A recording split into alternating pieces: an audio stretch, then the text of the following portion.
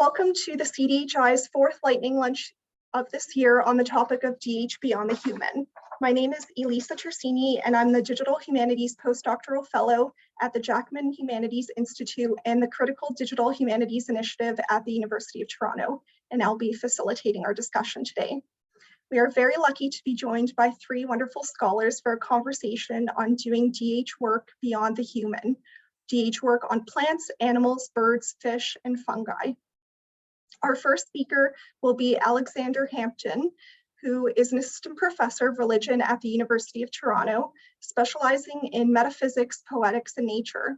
He is the author of Romanticism and the Reinvention of Modern Religion, editor of Pandemic Ecology and Theology, Perspectives on COVID-19, Christian Platonism, A History, and the Cambridge Companion to Christianity and the Environment. He is currently writing a study of nature and metaphysics of participation. He holds degrees from Cambridge, Oxford, Stanford, and Toronto.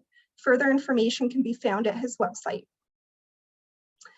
Our second speaker is Michelle Westerlaken, a postdoctoral research associate in the Smart Forest Research Project at the University of Cambridge, with a PhD in interaction design from Malmo University. As an interdisciplinary researcher and designer, her work builds on posthumanism, feminist technoscience, critical animal studies, and participatory design methods to investigate possibilities for humans and other species for more relational, multi-species ways of living on this planet. So far, these projects have involved design negotiations together with cats, dogs, ants, penguins, forests, and various interactive technologies. Yolanda Zhang is a PhD candidate working with Professor Teru Karpi at the Faculty of Information, University of Toronto. Her research combines multi-species ethnography and media and infrastructural studies to examine the politics of water-based algorithmic agroecology technologies in China. So now I will welcome Alexander to share his screen and go ahead. Okay, thanks so much, Eliza, and thank you for organizing this event. Just bear with me as I share my PowerPoint screen here.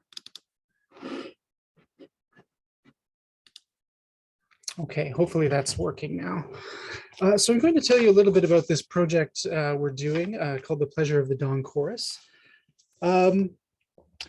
Really, what inspired this is that one of the unforeseen consequences of the COVID-19 pandemic has been this greater awareness of the urban wildlife that is within our midst. And here we go. So biophony, which is in many ways the music of nature, is usually in our circumstances in larger urban environments drowned out by the soundscape of our own anthropophony, the noise of music. And so in the context of the pandemic, biophony is something that's re-entered our collective awareness. And this has particularly been true for the song of birds in urban environments. As traffic and as construction subsided, we heard more and more the song of birds. And what this project aims to do is preserve this kind of newfound awareness of urban nature with the hope of employing it to further the aims of conservation. The pleasure we take from birdsong and the feelings of connection to nature that it evokes can, we believe, empower us to better care for our environment. When we're able to give these feelings voice, when we're able to embody these ideas and senses of nature connection, we can really affirm conservation's end of protection, its aim of restoration, and its goal of preserving the natural environments in our midst. So at the center of the project is really how can our feelings of connection to nature empower us to better care for our environment. Experiences of nature connection involve a sense of nature's own inherent meaning and value, something beyond our own meaning and value, or notions of meaning and value. The song of the dawn chorus and the kind of pleasure we often derive from it is in many ways an invitation back to a conversation with the non-human others with whom we share our cities. The pleasure of hearing birdsong evokes in us a sense of nature's own inherent rhythm, a rhythm with which we can attune ourselves or harmonize ourselves. The ability to give greater expression to our feelings of pleasure, to communicate our sense of nature connection is in many ways essential to the aim of conservation itself. And the capacity of music across cultures and religions and throughout history has been a primary means for fostering this music-nature dialogue. The project continues or attempts to continue this tradition through the creation, performance, recording, and finally critical reflection on a new musical composition inspired by the recording of birdsong here in Toronto. So for this project, over 100 students taking my classes on religion and nature and on enchantment have collected recordings of the urban dawn chorus and of birdsong in general from parks and backyards across the Greater Toronto area. As part of the project, students used the Merlin bird app, which was developed by Cornell Ornithology Lab to identify the bird song that they heard. This is a great app. If you don't have it, I highly recommend it. Some students also produced photo essays and poetic reflections on urban birdsong as well. And we also had some professional recordings of the dawn chorus made by graduate students in wildlife biology. And then in the next stage of the project, students from the Faculty of Music here at the University of Toronto analyzed and transcribed the birdsong into musical notation. So here you can see a spectrograph, which is an analysis of a black-capped chickadee, and its translation into musical notation, which was then used to inspire the composition itself. And then the next stage of the project was a rehearsal and recording of this new composition. And the composition it's very interesting because it expresses the themes of rediscovered biophony in the context of the pandemic. So when it's performed, you can sense, particularly in the early part of it, a sense of the kind of displeasure and disconnection that we had in terms of that kind of isolation that we experienced in the context of the pandemic, but also what moves into it is this sense of pleasure and reconnection with the natural environment with which we're surrounded by, even in urban environments.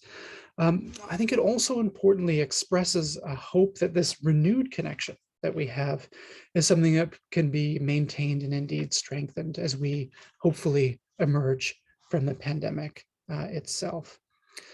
And then the next stage of the project will be taking place in March, and this will be a lecture recital which will bring together faculty and students from the Faculty of Music, the Department for the Study of Religion, and Wildlife Biology, all sharing their work and reflections on the project, on the notion of bioacoustics, rediscovered bioacoustics, musical composition, eco-spirituality, and vocal performance in nature as well.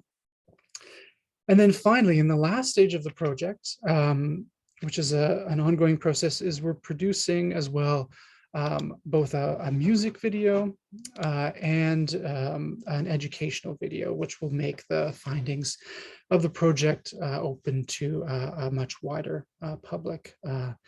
And so if you'd like to find out a little bit more about the project, here's the website. You can still submit your own recordings of the urban birdsong as well. And just finally, a thanks to the Jackman Humanities Institute, which provided the funding for our project as well. Thanks very much, everyone. Thanks very much. Michelle, I invite you to speak next. Hi, yes, sir. I was noting down the website really quickly. Thank you. Just share my screen.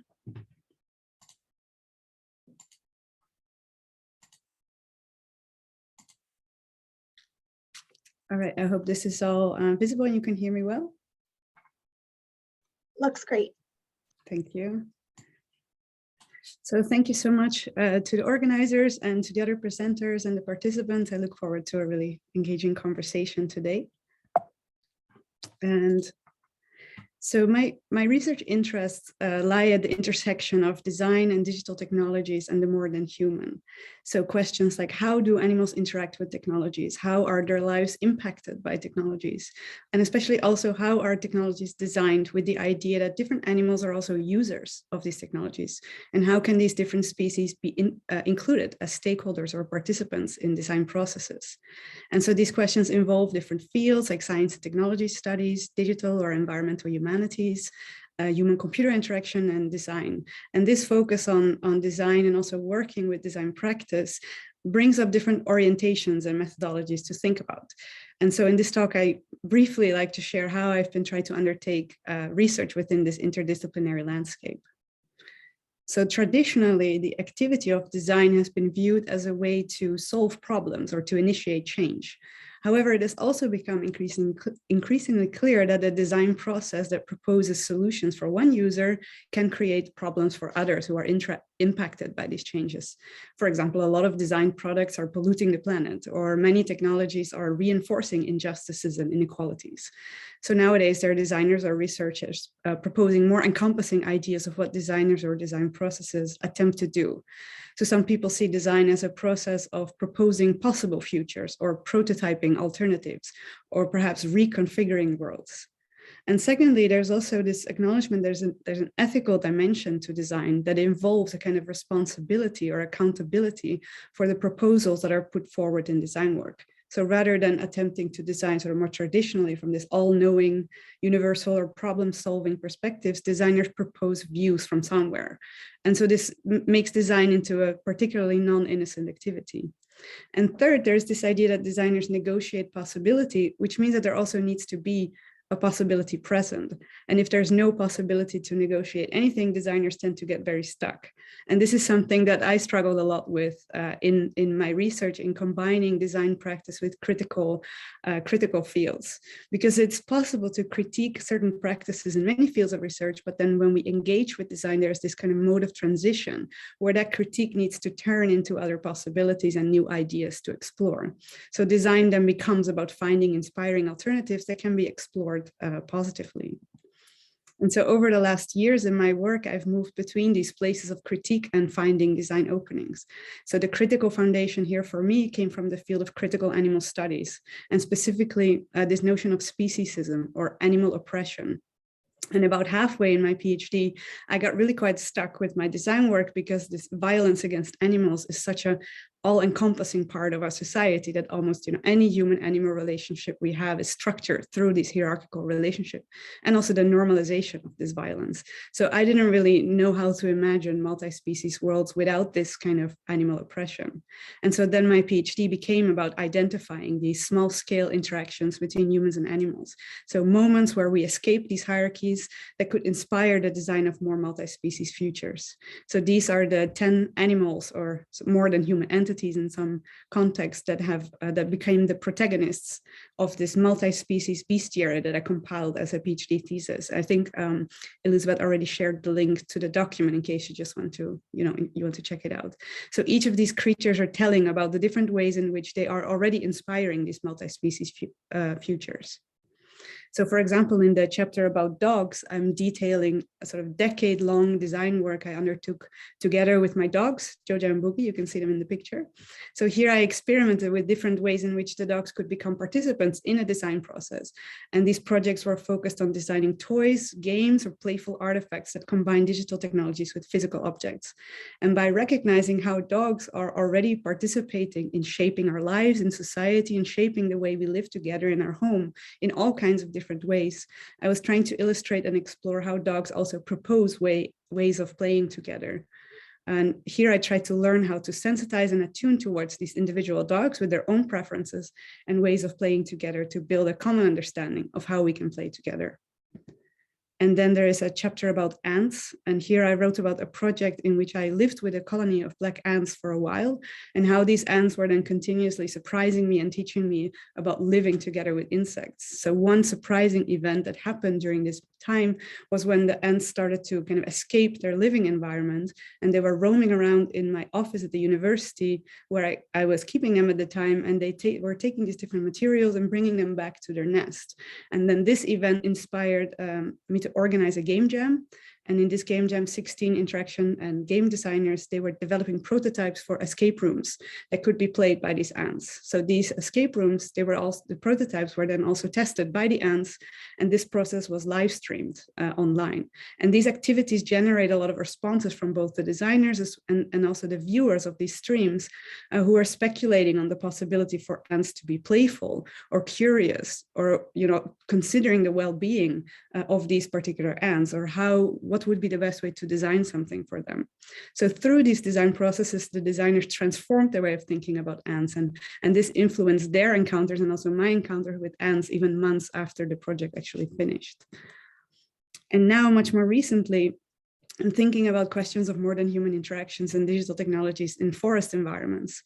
So together with the Smart Forest team at the University of Cambridge, we are looking at how forests are becoming increasingly digital environments, because there is like a vast range of digital technologies that are operating in forests. And think about satellites, sensors, cameras, drones, mobile applications, platforms. And these digital technologies are able to monitor forests and measure different kind of data, detect forestation, or enable citizen participation, or impact forest supply chains. And also here, different forest organisms are interacting with these devices, or they're impacted or monitored through them. And so we are interested in learning more about how other organisms then also participate in shaping the design of these technologies. And this project is still in an early phase, but it can also be followed through the link that is shared in the slides here. So thank you so much for giving me this opportunity to talk, and happy to talk more and stay in touch, of course. Thank you, Michelle. That was fascinating. Yolanda. Thank you, Yolanda. I'm excited to be part of the DH Beyond the Human lunch chat with Alex and Michelle. I don't really use a PowerPoint for my presentation because the session will be recorded and circulated. Hence, I'm not sure if there's gonna be any copyright issues with the images, like platform interface or news images that I wish to use in my presentation. So hope you can all understand. So my research explores data-driven precision agricultural infrastructures in China. And specifically, I explore the platformization of food production systems with a focus on pig farming and agroecological practices in the Jiangnan area, and take a circular-oriented permaculture approach. So it is a type of ecological agriculture that grounds itself on the self-sustaining circularity of biosphere.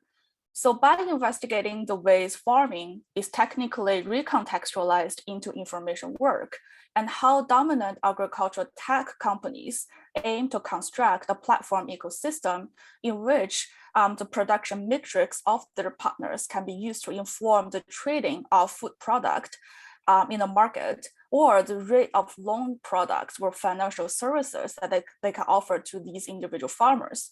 I'm interested in learning about the socio-technical implications of the platformization process, and what can be made scalable to the programs, and what are left intranslatable, and how can such moments of intranslatability invite us to rethink the often taken for granted more than scalable projects that represents a technological achievement of standardized precision-driven design.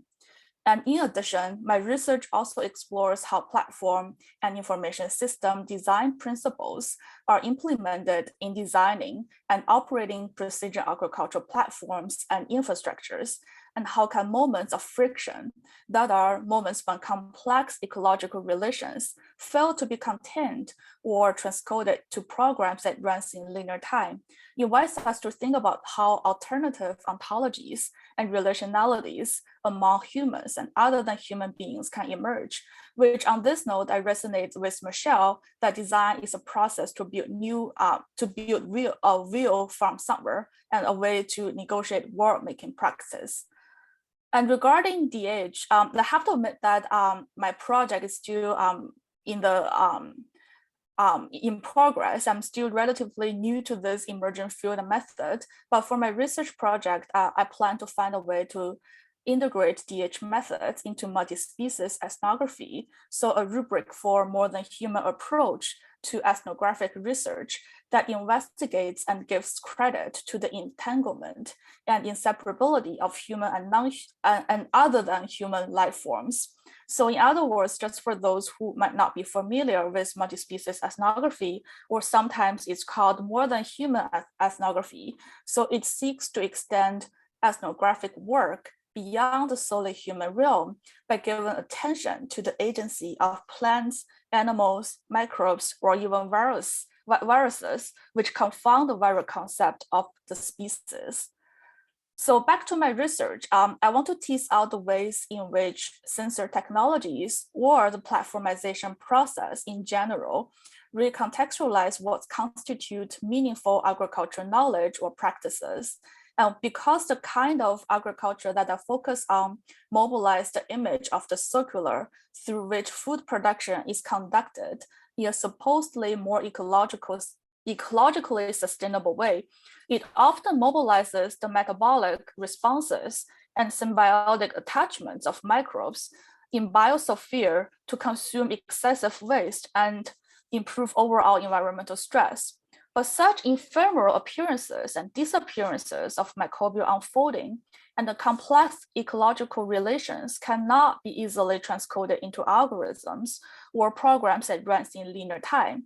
Hence, the infrastructures, the operation of the infrastructures actually require the human operators to perform what Anderson had called the art of noticing, to attune to the timescapes and experiences of more than human beings.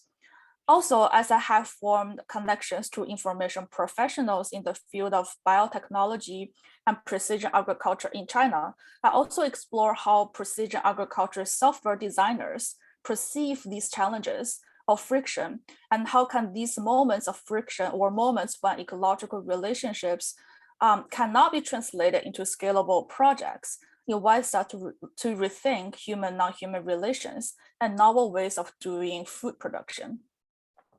And even though the ethnographic component of my research has been delayed because of COVID, but for the ways to present my findings, I'm also interested in experimenting with research design methods like visual essay or thick maps through which I can use tools like network analysis or data visualization techniques to show how precision agriculture actually partially connects and sutures multiple worlds in the making in deliverable forms other than an academic paper.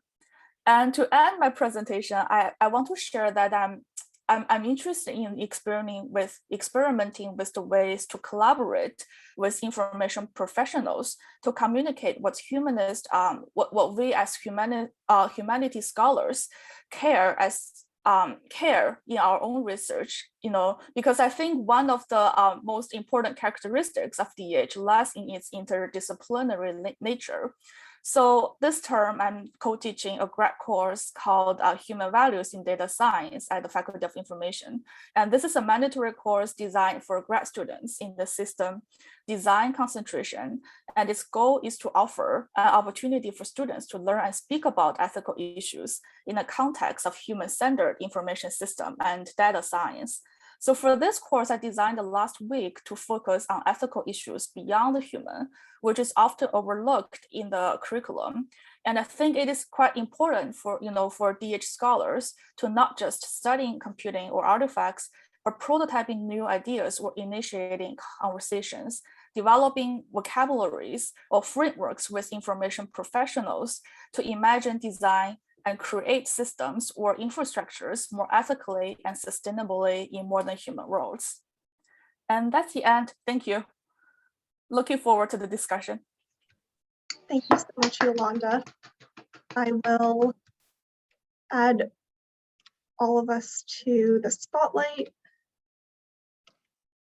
So now that we're in our discussion portion, please feel free to put up your hand if you would like to ask a question, or you can unmute yourself or pop your question in the chat.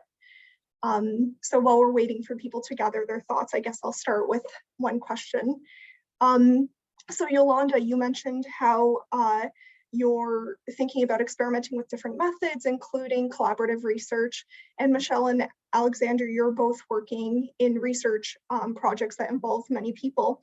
I was wondering if, in addition to those human collaborators, whether you feel that this work is inherently collaborative, if you're thinking about these species that you're working with as, very complex. Do you think of them as collaborators, and what that might mean, for instance, on the ethical front, as you brought that up, Yolanda, or what that might mean for like how we approach these studies? I guess I will go first, and that's a great question, Elisa. I do think, besides collaborating with these human researchers or information professionals, I do think, for multispecies ethnography, or sometimes it's called more than human ethnography, it actually starts from, it's actually starts from the premise that we need to shift the lens, not just away, but to acknowledge the entanglement and the inseparability between human and the non-human world. So basically, more than human approaches to ethnographic data collection or ethnographic work have received growing attention in the last 2 decades, as a critical response that illuminate and contest the anthropocentric frameworks in documenting and informing our culture and society.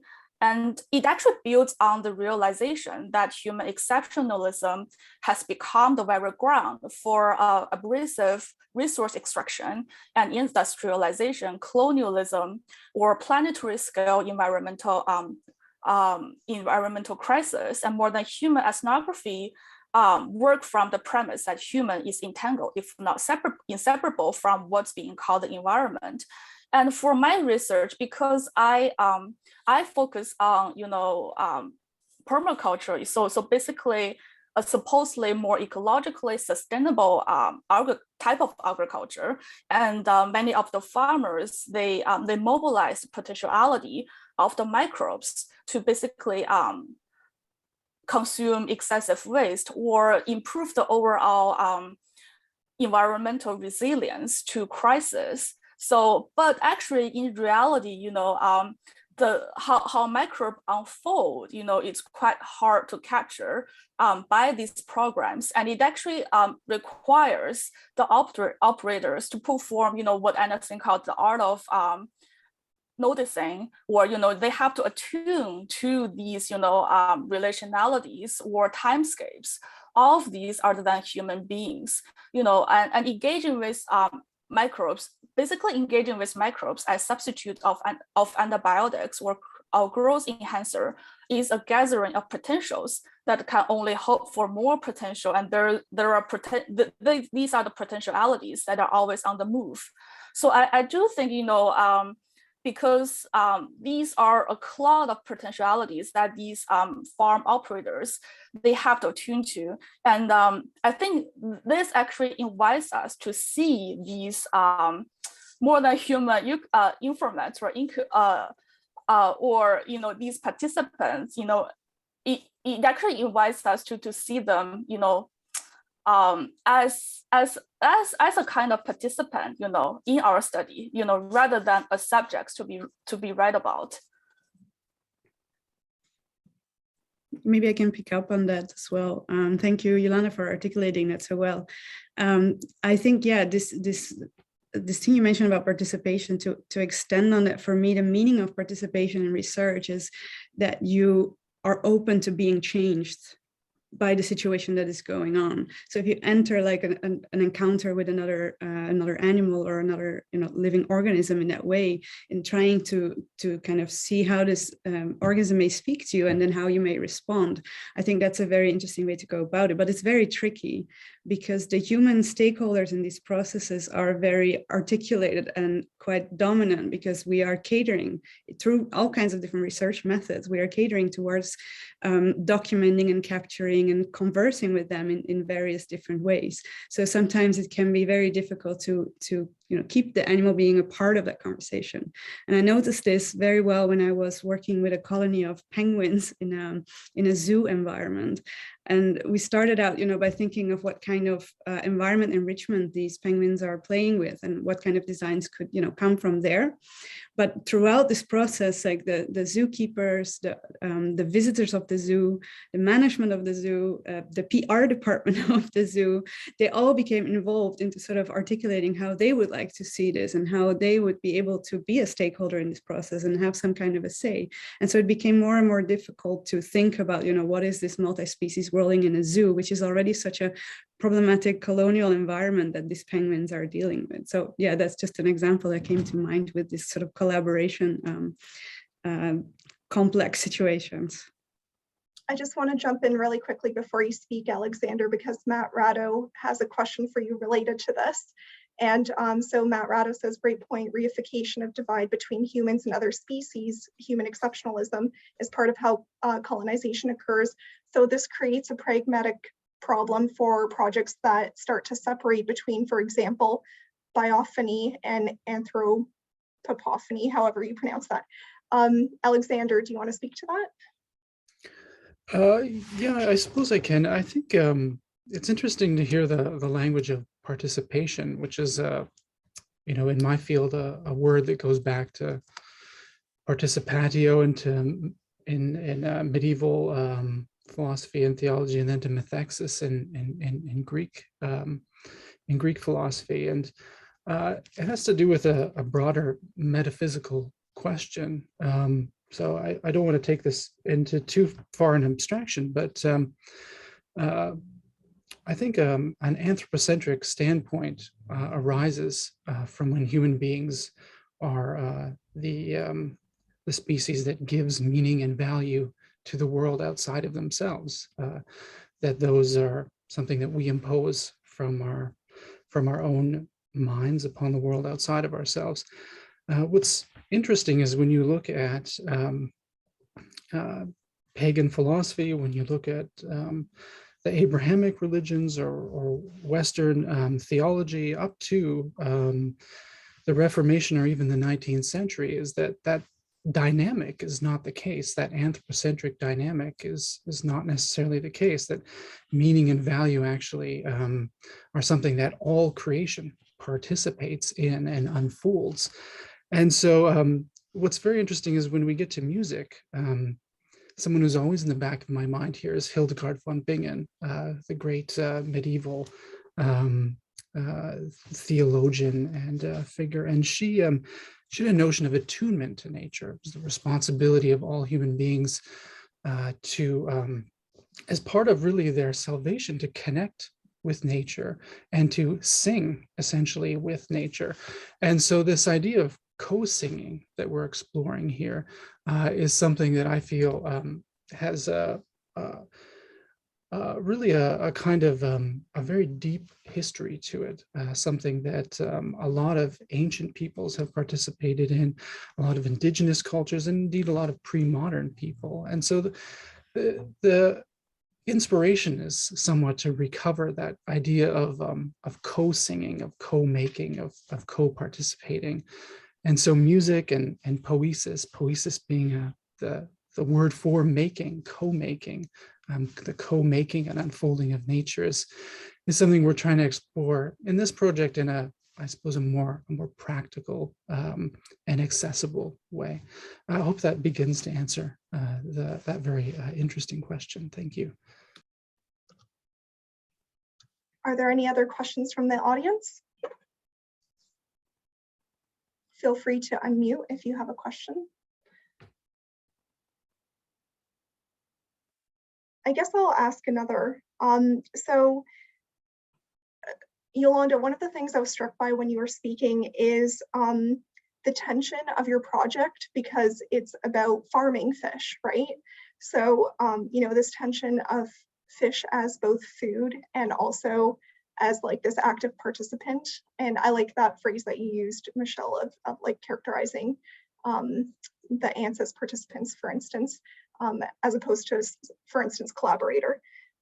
So can you talk about this tension a little bit and how you wrestle with that in your research?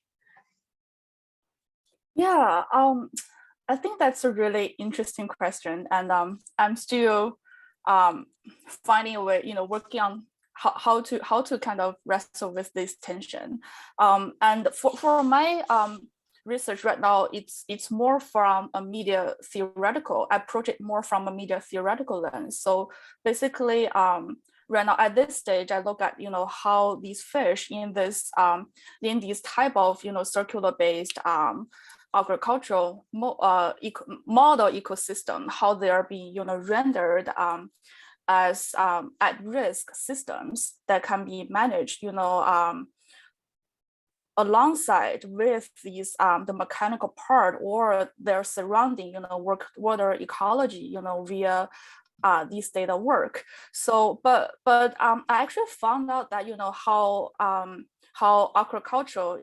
aquaculture is actually essentially about cultivating the water, but that is not an easy task, even though these model ecosystems they want to construct has been programmed via through many of the underwater sensors and all these algorithmic technologies to kind of correlate these different modulars within these model ecosystem. But many times these model ecosystems still collapse, and that's most of the time that's because of the outburst of these oxygen consuming bacteria, or the inability to really cultivate or to make probiotics proliferate in this water ecology. So I found quite fascinating is the interplay between stability and complexity, and how do these farmers and how do these programs can or fail to kind of balance such equilibrium. I know I'm using a really cybernetic term here, but I think what is also at stake is the idea of openness. As these microbes, they do not really, the way they unfold, it's quite hard to be programmed into these scalable projects. But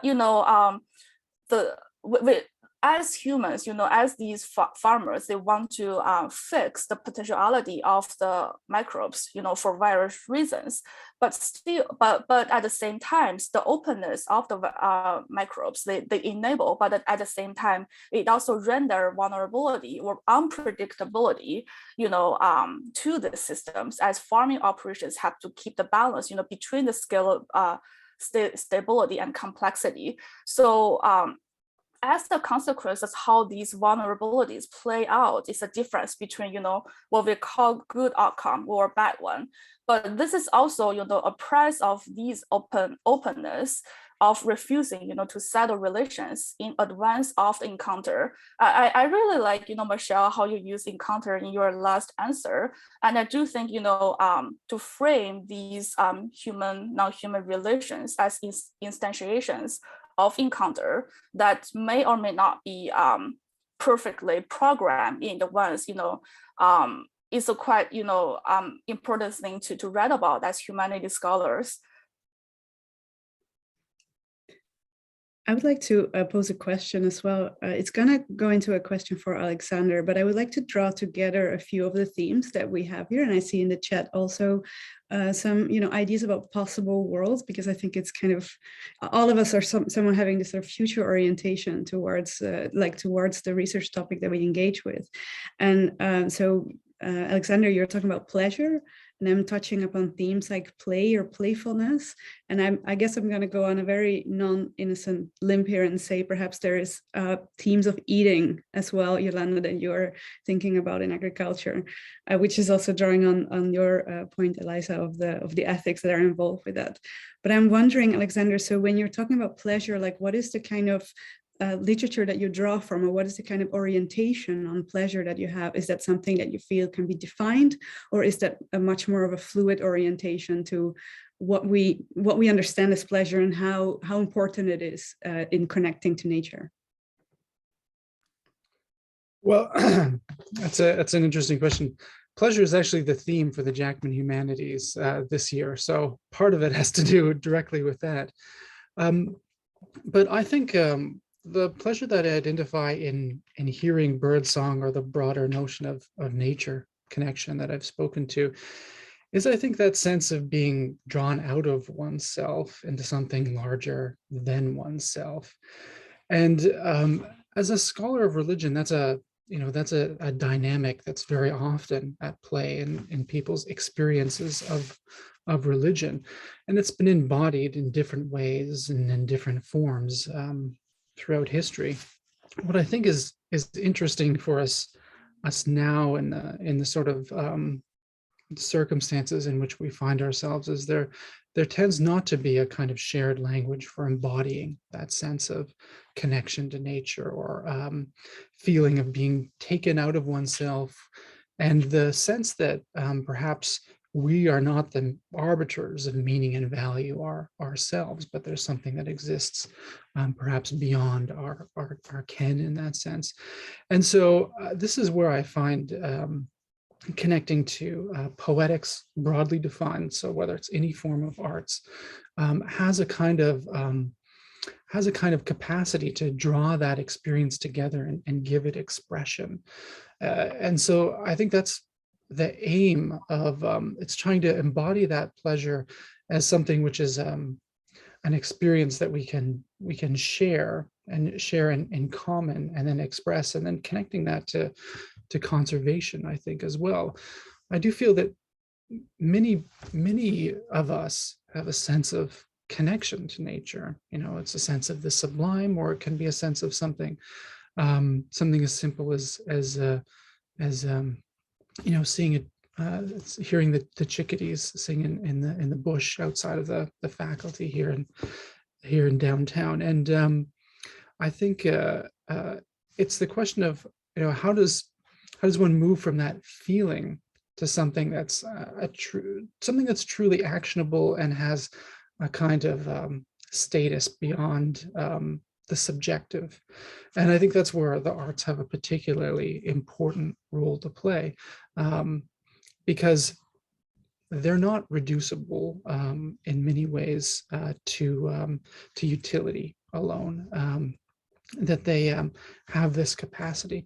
And so that's where I think the sense of pleasure, and pleasure being something which is not merely subjective, but is intersubjective, and indeed opens us up to perhaps these more than human conversations, which you've both eloquently spoken about. I hope that begins to address what is a fascinating and broad area, which is what is the role of aesthetics, what is the role of poetics to play in this capacity to reconnect to the world beyond ourselves in a non-anthropocentric way.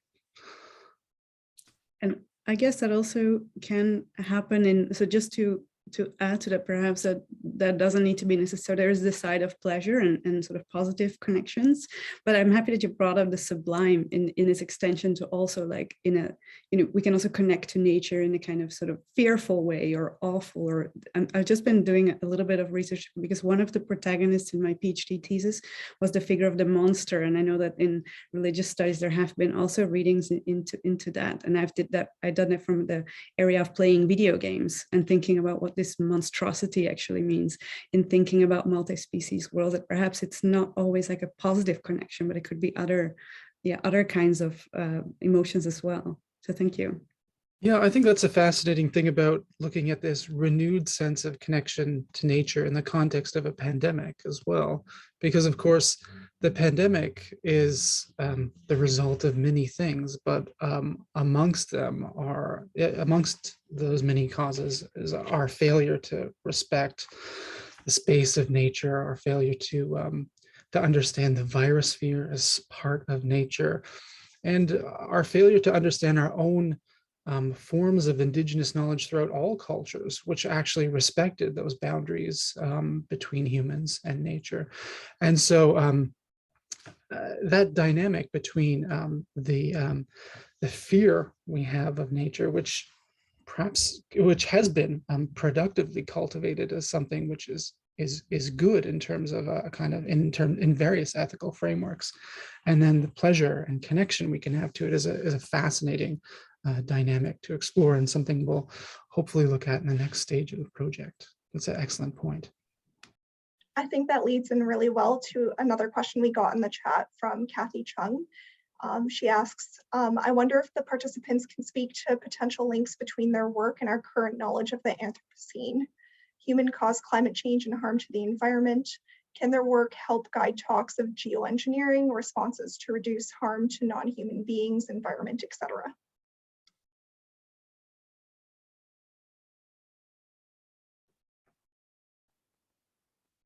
Just as a short note, perhaps to start off from, I think I felt it perhaps like less in my PhD and much more so in the research we're doing now on forests and technology, because the conversation there has involved like so many stakeholders and so many different disciplines, and sort of it becomes clear that all of these stakeholders are interested in thinking about the Anthropocene and thinking about sustainability and technology in forests, but all in so many different ways.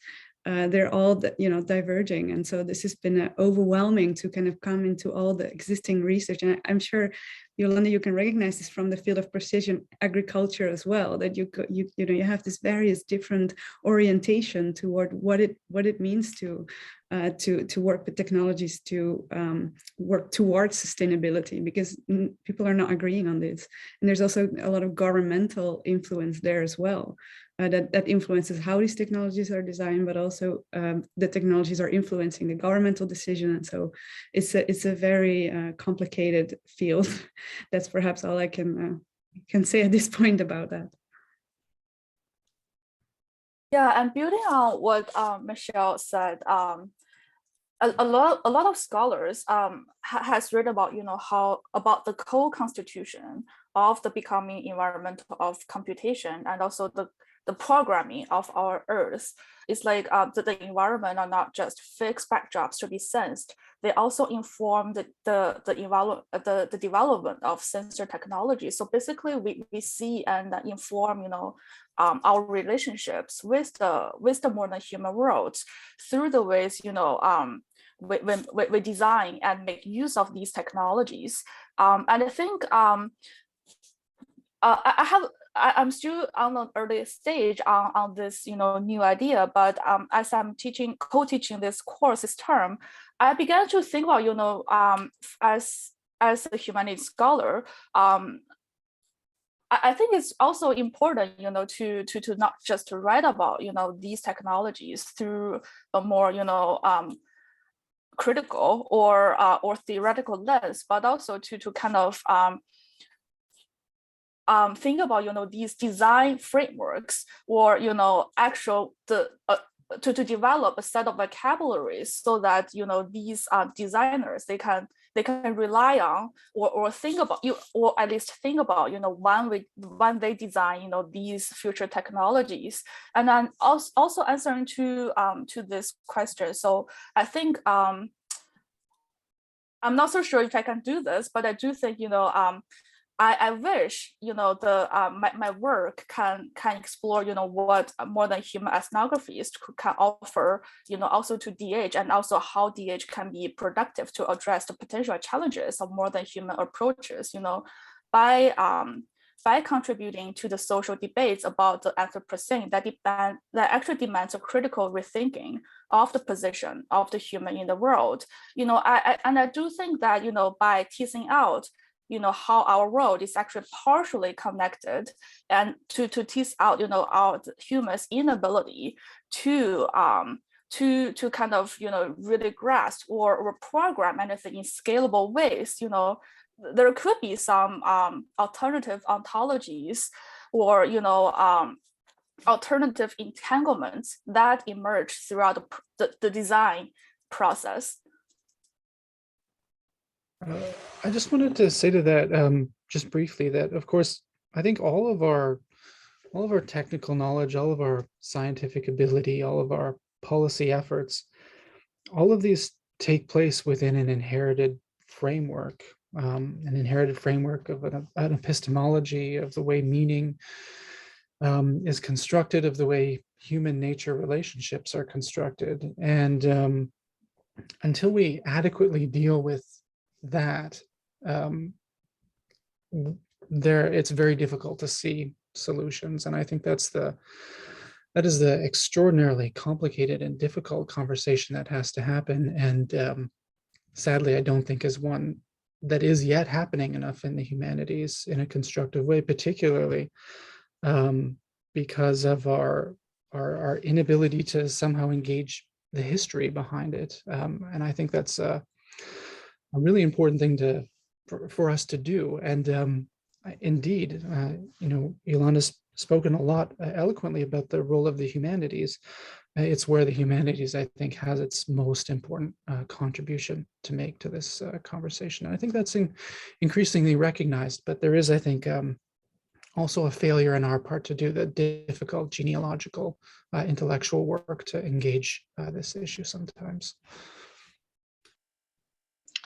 Hello. Just unmuting to make a comment. I'm Francois Lachance, and I used to be a student at U of T, a graduate student back in the 90s. And you've sent me down memory lane, but I have hope for the future. Thank you. Thank you, Francois. Can I bring up a comment here in relationship to what Alexander just said? On one hand, I totally agree with you that I think, these are tough conversations within the humanities that are not fully evolved yet. But personally, I feel like there is a lot of value and work that actually addresses things like, for example, the multi-species nature of the world, the problem with thinking of nature as a standing reserve for humans. There's actually, I feel like there's quite a long-standing, sophisticated vocabulary about the sort of interfiliation of nature and or human and other species, let's call it. My feeling is that it's not the lack of genealogical analysis or conversation that is the real issue.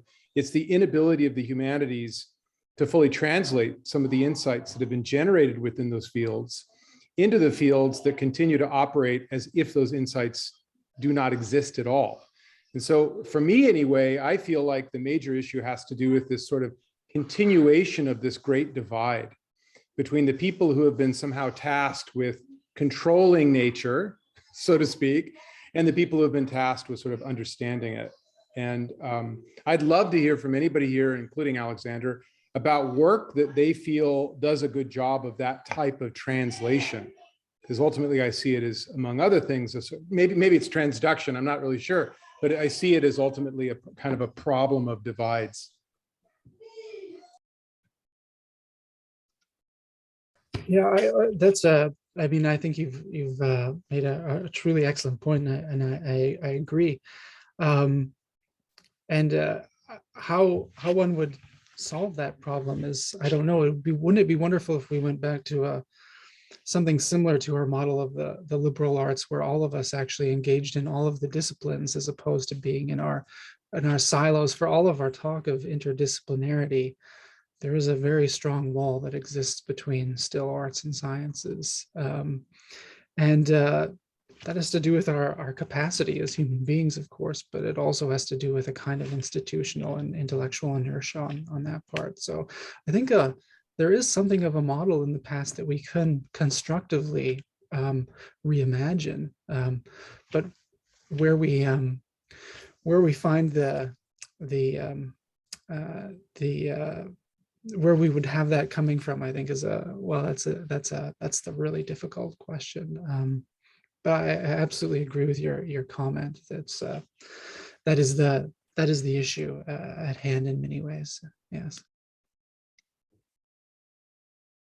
We have time for one final question. Or Michelle, did you have a point to make? I just wanted to highlight what Danielle said in the chat, that there's also a lot to learn from Indigenous scholars in this regard. Yeah. and Indigenous lived experience. So I guess I'll just close with what is lost or gained when we think beyond the human, because we are operating under the title Digital Humanities.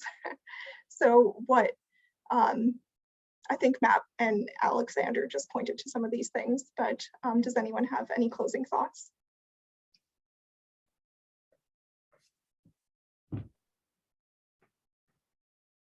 No, but I have a request. Can we all unmute and give a great round of applause to the organizers and the speakers?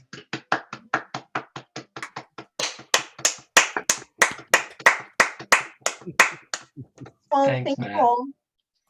Thank you all for a very productive discussion. Thank you, Alexander, Michelle, and Yolanda for being available today to tell us about your fascinating and important research. Our fifth lightning lunch will be hosted on Wednesday, February 9th from 12 to 1 p.m. on Zoom. The topic will be using DH to interrogate relationships of power and inequality, and the registration link is in the chat. The CDHI also has other upcoming events you may be interested in, one of which is the first workshop that's running on Monday at 3 p.m. and it's on Sotero for research. A link to register is also in the chat. We're also very excited to welcome our first visiting speaker of the year, Dr. Ropika Rassam, who will be giving a public lecture entitled Data Empires Then and Now, Excavating Colonial Data Cultures, and that's happening on January 27th from 4 to 6 p.m. Dr. Rassam will also be leading a closed workshop for grad students and postdocs the following day. For more details, you should check our website. We'll have a registration link there up shortly. And of course, please come to our weekly digital drop-ins, which happen every Thursday from 1 to 2 p.m. For a list of topics, you can find that on our website, as well as a complete list of our winter events. So thank you all for joining today, and I hope that we'll see you again on February 9th.